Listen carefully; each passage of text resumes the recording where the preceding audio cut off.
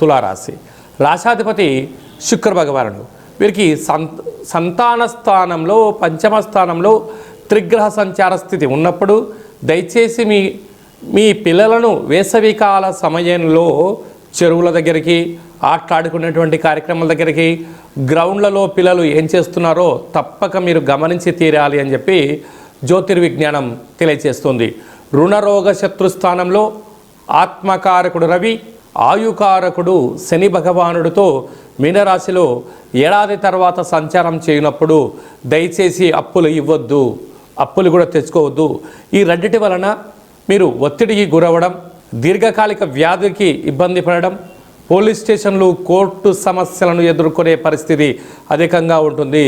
కనుక ఇలాంటి కాల సమయంలో వీలైనంత వరకు మౌనం, ధ్యానం, ఏకాగ్రత, సత్ప్రవర్తన వలన నరదృష్టిని, శత్రు